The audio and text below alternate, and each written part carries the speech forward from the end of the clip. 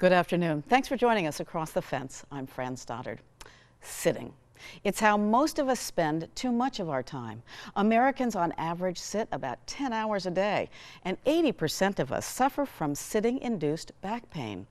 Sitting is not what our bodies were meant to do, according to our guest today, UVM Medical Center Dr. Turner Osler, a retired surgeon and lifelong academic researcher. So he designed a chair to help his own back issues and ultimately the pain issues of many others. Welcome, Dr. Osler. Brian, it's great to be here. Thanks.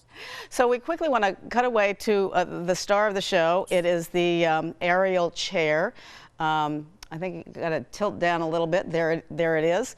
This is almost more like a stool than a chair, and that's what we're going to be talking about today. This has been designed by Dr. Osler. And Doctor, you were a surgeon for 30 years on your feet, and then you switched to research and then to a chair designer. Tell us your version of that story quickly. No, it's not at all the way I intended to spend the last segment of my career, but I have the usual backstory of a trauma surgeon, undergrad in neurobiology at Princeton, then medical school, surgical residency, 3 fellowships, trauma, critical care, burns, and I spent 20 years, taking care of people with gunshot wounds and car crashes and God knows what. And then, you kind of age out of that game. I could still stay up all night, but the next day was getting harder. So I got a grant from the NIH, and I got a master's degree in biostatistics, and I started doing the epidemiology of trauma, and especially trauma care at trauma centers. And all of a sudden, my job switched from being a peripatetic, or ICU, back to the ER and so on, to just sitting writing code. And for the first time in my life, my back started to bother me. And I thought, what's up with this? But and I bought every ergonomic chair in the book, and nothing did, and it was of any help. Even the weird ones, the kneeling chairs, the yoga. I went through all of that stuff. And finally I thought, I've been to medical school. I know anatomy. I can figure this out. And I had the great good luck to fall in with some people at the Generator, a makerspace in Burlington. And, I said, this is a problem worth solving. And And so you went about it and did it. So let's talk about active sitting. What is active sitting, which you were basically trying to propose, because the spine is meant to move? Right, exactly. We're designed to be walking or running or lying down, but not really hunched in front of a computer all day. And so it's that hunch that's catastrophic. It ruins people's posture. Ultimately, it leads to back pain and a weakened core. And by not moving, your muscles go electrochemically dark, and there are really horrific biochemical consequences. Passively sitting takes as much as 2 years off of our lives, according to very careful epidemiology. It's terrible to be sitting still. But people gotta sit because it's the 21st century, and our lives and our amusements and our employment all depend on sitting. So we had the breakthrough insight that if you could be moving while you're sitting, the problem can be solved. So how do your chairs work? What are you trying to accomplish with them, and how do they work? So we want people to be moving as though they were not sitting. We want them to be basically walking. And other people have, worked on this problem, of course, chair designers with cams and gears and this and that. But we came up with what amounts to just a novel shape. It's the intersection of 2 cylinders at right angles with non-coincident axes and possibly different radii. Archimedes sniffed around it, but he missed it. We found it. Turns out you can own a shape, so we have a patent on this shape. And if you put it under the seat pan of a chair, it allows the chair to move in every direction. And it's drop dead simple, so we can make them inexpensively and make active sitting available to everybody. We injection mold these things in Milton, just to say. Great. So, your company has also been engaging online influencers, and one vlogger has a video about productivity in his space, and he included a commentary on your chair as part of his workspace setup. Let's take a look.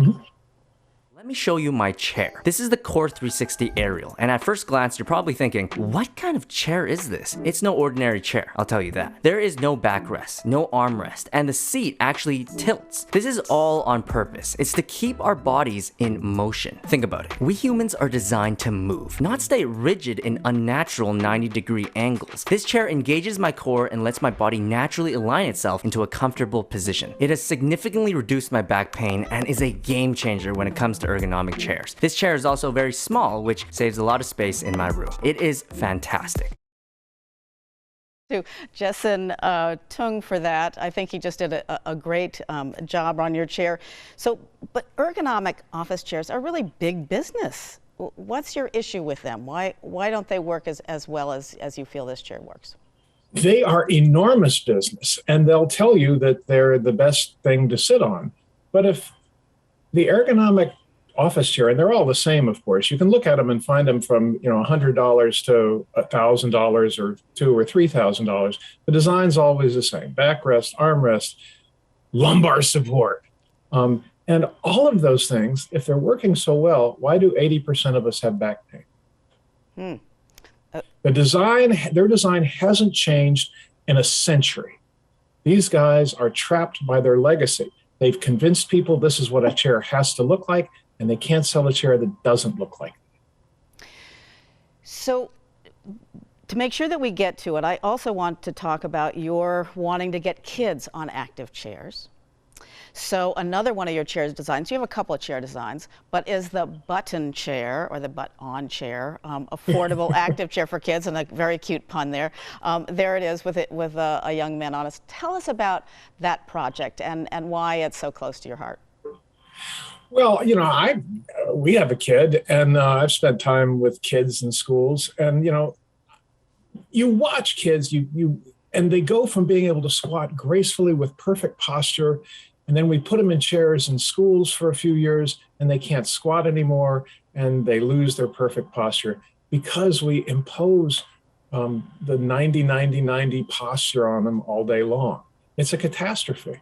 So we had the idea we should put active chairs under kids, but schools can't afford glitter for preschool projects. So how do you do that? And our answer was, they can't be cheap enough, so they'll have to be free. So we cooked up a design that can be made out of plywood and a tennis ball with a CNC router, and put it up on a website so anybody can download it. The plans have been downloaded over 2,000 times around the world. We've got 100 of these at a school in Essex, and kids love them. And we know this because they're wearing out the goddamn tennis balls. We had to switch out the tennis balls for lacrosse balls. Let's see them wear that out. So that's what's between the seat and the stand. And you have, not only do you have a kit of all of these pieces that people can put together, you also have a kind of DIY from, this is how to cut it out with the plan, and all that can at buttonchair.com, right? Exactly. Buttonchairs, buttonchairs.org. It's not a commercial project. We give it away. Right. Fantastic. And the kids love it, and that's working for them. Mm-hmm. So you also have a multi-generational business. You are the CEO, and your son Lex is the COO of QOR 360 or Core 360, your chair company. How is it to be in business with your son? Well, he went off to Cornell to get his degree in computational biology, but when he got home, he found that I had basically given away his inheritance in this weirdo passion project. And he looked around and he said, oh my God, and so in order to claw back his inheritance, he's made it a personal mission to try and put us on a little more business-like footing. So it's this constant tension between Lex trying to make us a real business and me just trying to cook up, weirdo ideas. And so it's been a lot of fun, really. I had no idea he was so smart. And, and as he says, it's working with a demented polymath isn't all it's cracked up to be, meaning me. I love it. And I believe that most of the parts are actually manufactured here in Vermont. No, because we got our start here, we just started making stuff here. So the rocker I mentioned comes from, Denmark Plastics in Milton. The plywood is cut for us a lot of the parts are done at the Treehouse in Burlington. and Right. and all of the legal work and tax, all this stuff is done locally. Williston, Morrisville, and that's a conscious choice of yours. Absolutely, because you can meet people, you can shake hands with them, you can get stuff done quickly. There are other maker communities in other states, and when I talk to these people, they're envious that in Vermont there's just no cutthroat. Everybody's trying to make everybody else succeed. It's very cool. Yeah. So the chair takes a little getting used to. You gave me a loaner for a week, but I can feel my core is changing, and you must have quite a fan base. Is it catching on? Oh yeah, no, we've sold almost 7,000 of these things over the web, most people love them. We get email. People send us videos about how it's changed their lives. They're losing weight. Their core is stronger. Their back pain has gone away. It's crazy how enthusiastic people are. Well, it's not inexpensive. It's about what, $300 or so almost. Of course, this is the one that costs pretty much nothing.